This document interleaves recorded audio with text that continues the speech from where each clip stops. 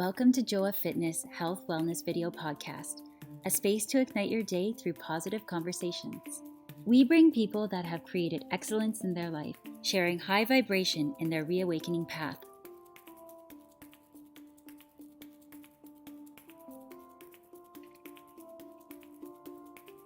Hello, everybody. Happy day. Today here, I'm in Italy. My name is Joa Rivas. I am actually today in Napoli. It's Thursday, July 15th. So I'm super excited because first, this week was my birthday and I was celebrating my 36 years old of life.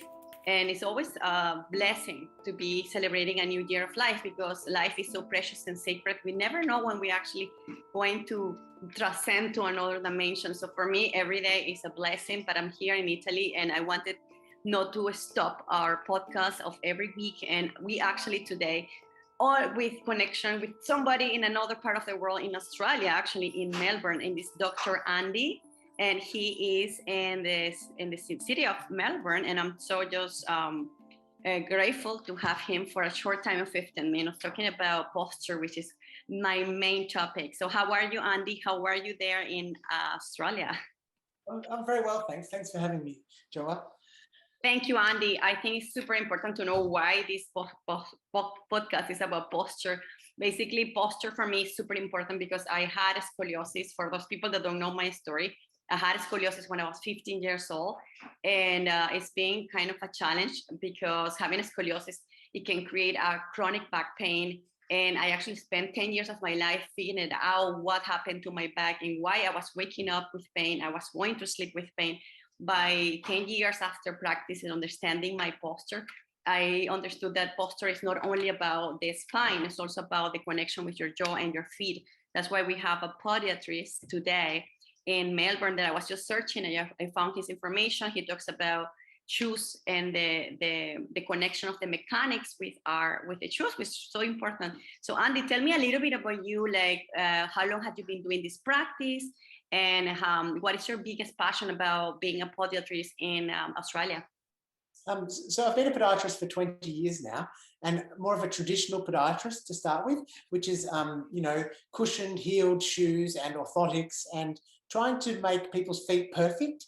But now over the last 4 or 5 years, with the start of my own yoga practice and training barefoot, I realized that we all have our own individual mechanics and that we can function naturally very well without having to try and change things too much, especially if we also look into changes of not sitting so much and living like movement rich and movement variable lifestyles.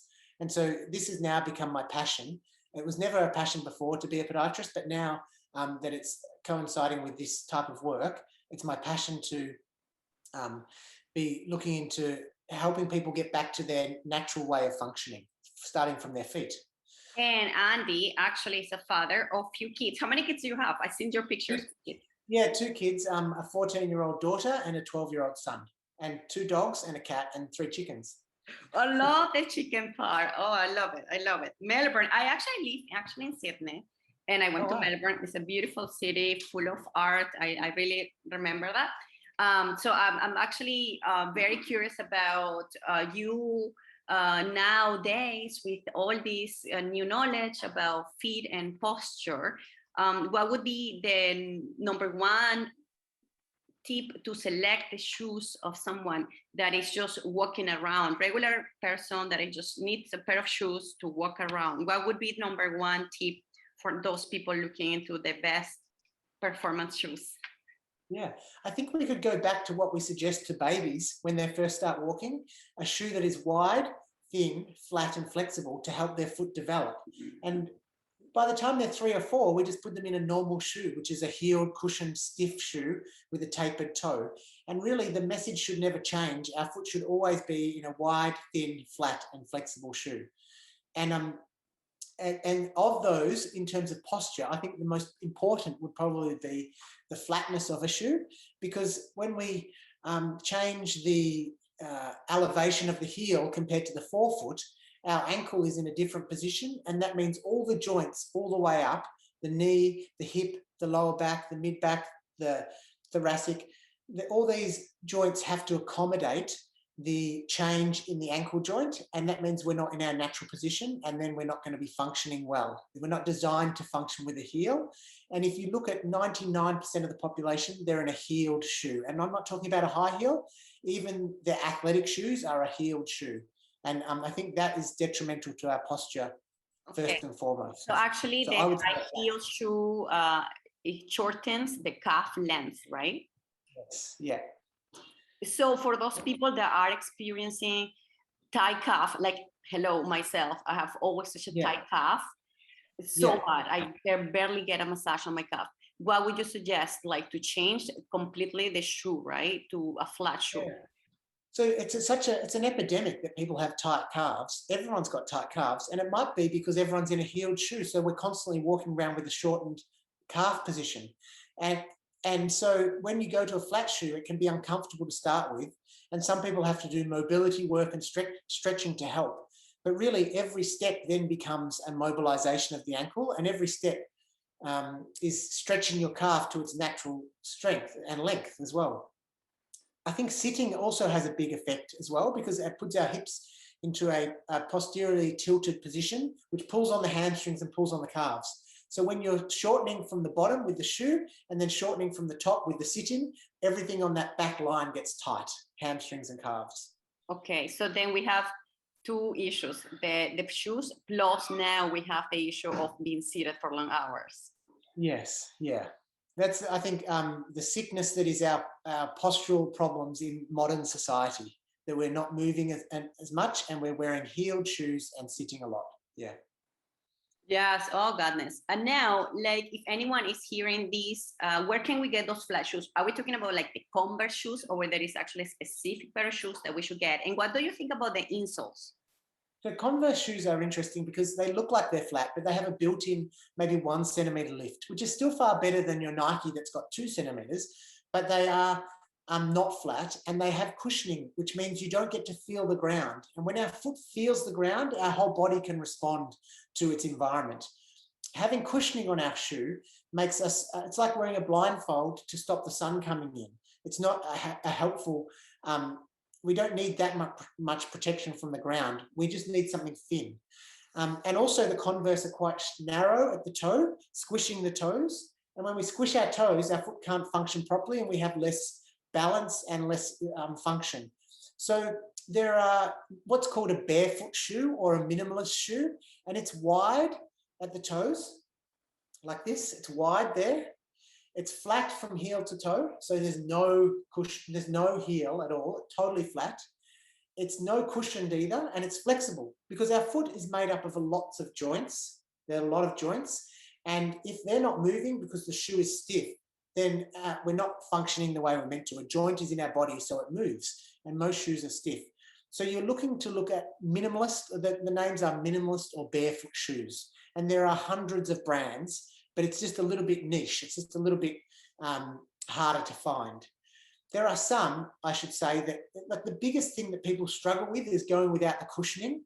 And so there are some that are flat, wide, but still have some cushioning. And that can be something that helps you get slowly to a shoe that is without cushioning. It's like a transition shoe.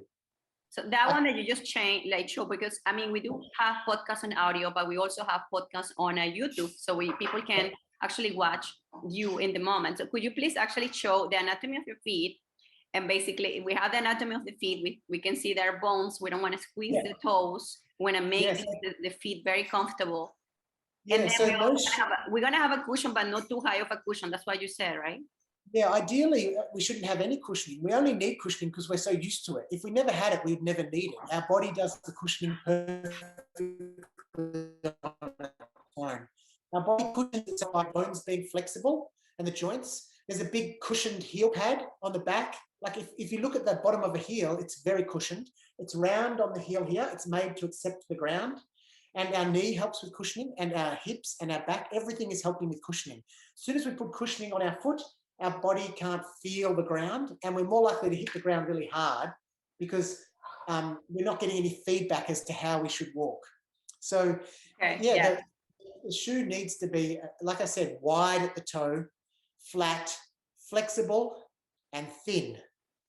Number 3 easy point. So the shoe should be no heel elevated, flat, with a broad front, so the toes are comfortable, and then thin and light. So that particular shoe, I think I know what's the brand. I don't want to promote any brand, but at least I know exists.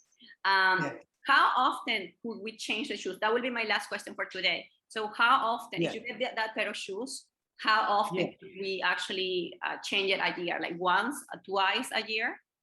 So as in how quickly would they wear out? Yes.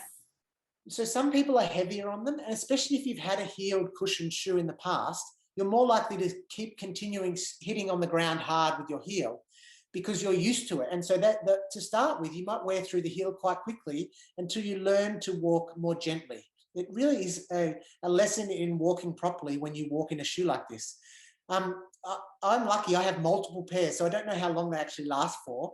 But my daughter, say, my 14-year-old, she still has, after a few years of wearing heeled shoes when she was younger, when I didn't know better, she still lands quite heavily on her heel.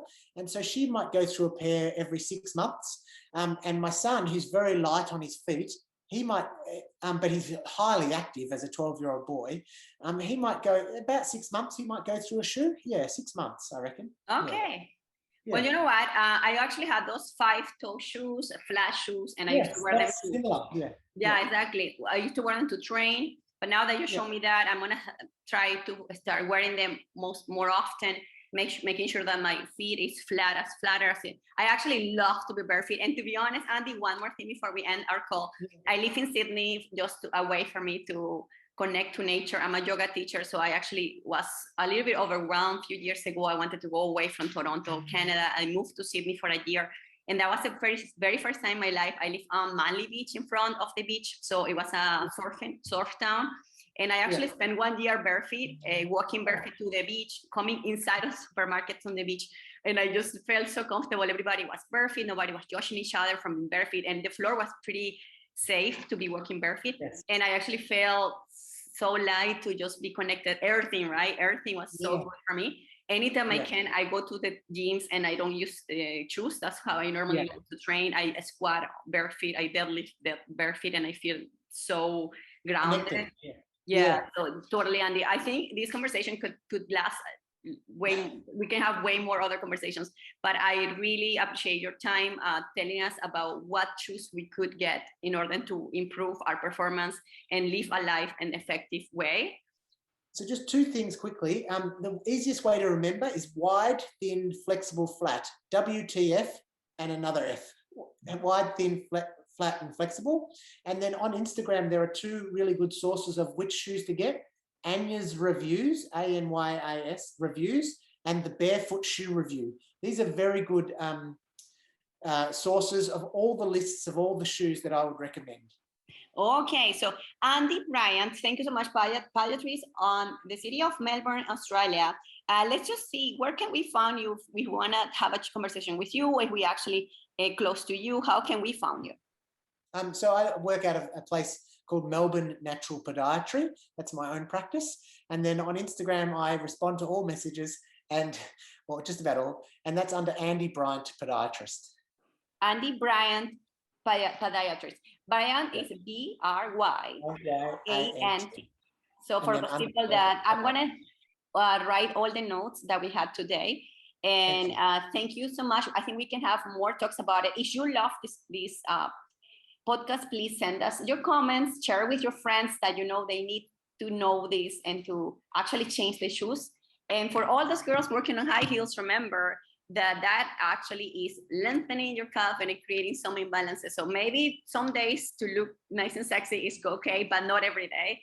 And we definitely have to do some stretches constantly to just release those tight calf. And then in the next topics, we may be talking about the benefits of using sleeve compressions and other type of helpers for our body. But the most important is actually to walk comfortable. Thank you so much, Andy. Have a beautiful evening in Australia. I'm going to continue with my travelings in Italy. Have a beautiful day, everybody. And we talk. Remember that together we are stronger. Thank you so much. Thank you. We invite you to subscribe to this channel and share with your community. Please leave comments below, and if you like the episode, click the like button. Have a beautiful day.